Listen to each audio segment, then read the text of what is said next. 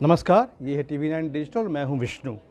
मुंबई से खबर आ रही है कि आर्यन खान की, शाहरुख खान के बेटे आर्यन खान की जमानत की अर्जी अब बुधवार को सुनी जाएगी। आज अदालत में इस पर सुनवाई हुई है, उसके बाद ये नतीजा सामने आया है। मेरे साथ हैं TV9 डिजिटल के लीगल एडिटर अशोक बागड़िया, उन्हीं से जानते हैं जानकारी। आज क्या हुआ अदालत में अशोक? देखिए विष्णु, हमने देखा कि कैसे शुक्रवार को स्पेशल मजिस्ट्रेट के सामने आर्यन खान और उनके दोस्तों की ज़मानत याचिका लगी थी और वहाँ पे उसको खारिज करते हुए स्पेशल मजिस्ट्रेट ने कहा था कि भाई मुझे लगता है कि ये अप्रोप्रिएट कोर्ट नहीं है इस ज़मानत की सुनवाई करने के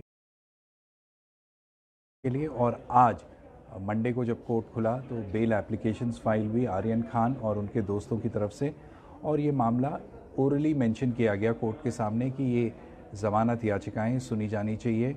और जो उनके वकील हैं अमित देसाई, इस बार एक्चुअली वकील बदल गए हैं विष्णु जी। पहले हमने देखा था सतीश माने शिंदे ने ज़मानत पे बहस की थी एडिशनल चीफ मेट्रोपॉलिटन मैजिस्ट्रेट के सामने, लेकिन अब अमित देसाई आ गए। अमित देसाई बड़े नामी नाम है बॉम्बे हाई कोर्ट के क्रिमिनल साइड पे, और वो इस बार आर्यन खान की लीगल टीम को लीड कर रहे हैं। और उन्होंने मेंशन किया कोर्ट के सामने कि ये मैटर इमीडिएटली सुना जाना चाहिए। उनका क्लाइंट पिछले 7 दिनों से जेल में है, पहले एनसीबी की कस्टडी में था, अब आर्थर रोड जेल में है, और उनके खिलाफ कोई आरोप नहीं है, उनसे कोई ड्रग्स रिकवर नहीं हुआ है, ना उनके ऊपर आरोप है कि उन्होंने कोई ड्रग्स कंज्यूम किए थे। और मैक्सिमम सज़ा भी अगर मान लिया जाए कि कॉन्स्पिरेसी थी या कुछ था तो मैक्सिमम सेंटेंस भी 1 साल का है और मामला सुना जाना चाहिए। तो कोर्ट ने ये कहा कि आज तो पॉसिबल नहीं है इस मामले की सुनवाई करना, तो बुधवार को रखा जाए ये मामला। अशोक, शुक्रवार को नहीं सुना जा सका, शुक्रवार शनिवार और इतवार को कोर्ट बैठती नहीं है, आज आया, आज फिर जो है मुलतवी हो गया बुधवार तक। इसमें क्या हो रहा है? क्या जो आर्यन खान का वकील है वो ठीक से चीज़ों को पेश नहीं कर पा रहा है, सही अदालत में जा नहीं पा रहा है, या इस चीज़ को लंबा खींचा जा रहा है बावजूद इसके कि आर्यन खान के खिलाफ कोई पक्का केस, बड़ा केस बनता नहीं है जैसा आप बता रहे हैं? विष्णु, इसमें है ना बेसिकली एक जो स्ट्रैटेजी होती है, जो कोर्ट स्ट्रैटेजी होती है, जो लीगल टीम की स्ट्रैटेजी होती है, उसमें कहीं ना कहीं गड़बड़ हुई है। क्योंकि अगर फ्राइडे को ये लोग स्पेशल जज के सामने ज़मानत याचिका लगा देते तो पॉसिबली आज या कल में इसकी सुनवाई हो जाती। लेकिन जो उस समय जो लीगल टीम की स्ट्रैटेजी थी वो ये थी कि एडिशनल चीफ मेट्रोपॉलिटन मैजिस्ट्रेट जिन्होंने आर्यन खान को एनसीबी कस्टडी से हटा के जुडिशियल कस्टडी में भेजा, उसी के सामने ज़मानत की अर्जी लगाई गई। वो पॉसिबली एक मिस्टेक था और उसी वजह से ये 4-5 दिन का जो डिफरेंस आ रहा है ज़मानत मिलने में, ये पॉसिबली एक रीज़न है। पॉसिबली क्या, यही एक रीज़न है। और आज मामला जब स्पेशल जज के सामने लगा है तो जज ने कहा है कि देखिए अभी ज़मानत याचिका दाखिल हुई है, इसमें एनसीबी की तरफ से भी उनका भी पक्ष सुना जाएगा, तो एनसीबी को भी रिप्लाई करना है इस ज़मानत याचिका पे, तो इसलिए पॉसिबल नहीं है कि ये आज मैटर सुना जाए। इसको हम बुधवार पे रखते हैं, बुधवार को देखते हैं कि एनसीबी का रिप्लाई आता है या नहीं आता है, और उसी बेसिस पे इस पूरे मामले में कार्रवाई की जाएगी। सतीश माने शिंदे काफ़ी बड़े वकील हैं, वीआईपी फिल्म स्टार से केसेस लगातार लेते रहते हैं, ऐसी चूक उनसे हो गई, क्या वजह हो सकती है?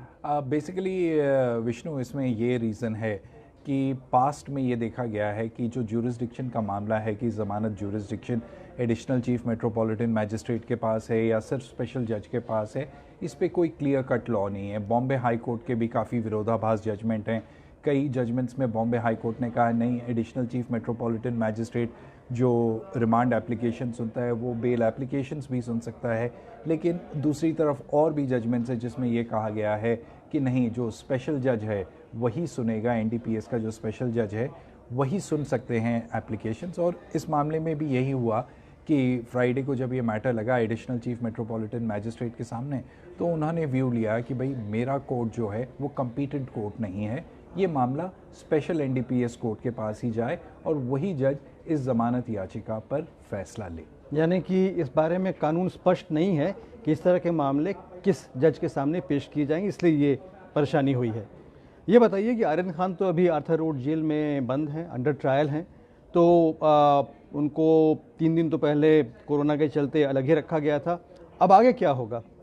देखिए, अब ये प्रोसेस ये है आर्थर रोड जेल का कि पहले तो आपको आरटीपीसीआर टेस्ट कराना पड़ता है, फिर क्योंकि से वहाँ पे बहुत सारे कैदी है। क्योंकि जब पहली बार जब उनको एनसीबी का रिमांड कैंसिल हुआ था कि भाई कोर्ट ने कहा कि एनसीबी को रिमांड नहीं देंगे हम और आप जुडिशल कस्टडी में जाएं, तो सबसे पहले जो जेल के अभी हम लोग कोरोना महामारी से जूझ रहे हैं, तो वहाँ पे भी जेल में भी कुछ एक्स्ट्रा प्रिकॉशंस लिए जाते हैं। तो जेल ने जो रूल्स बनाए हैं उन रूल्स के तहत ये किया गया था कि भाई जो भी नया कैदी आता है, जुडिशल कस्टडी में आता है, सबसे पहले उसका आरटीपीसीआर टेस्ट होगा। आरटीपीसीआर टेस्ट होने के बाद अगर वो नेगेटिव भी पाया गया तो उसको सेक्लूजन में रखा जाएगा अगले 2-3 दिनों के लिए। जब वो सेक्लूजन पीरियड ख़त्म हो जाएगा तब दूसरे कैदियों के साथ आर्यन खान को भी रखा जाएगा। तो अब उनका वो जो पीरियड है आइसोलेशन का या क्वारंटीन का पीरियड जो है वो ख़त्म हो गया है। तो अब हो सकता है कि आज या कल में आर्यन खान को दूसरे कैदियों के साथ रखा जाए। शुक्रिया अशोक सारी जानकारी के लिए। तो खबर ये है कि आर्यन खान की ज़मानत की अर्ज़ी अब बुधवार को सुनी जाएगी। उम्मीद है उस दिन शायद उनकी रिहाई हो या फिर मामला आगे बढ़ेगा, अभी हम कह नहीं सकते। TV9 के साथ जुड़ने के लिए धन्यवाद। अभी आज्ञा दीजिए।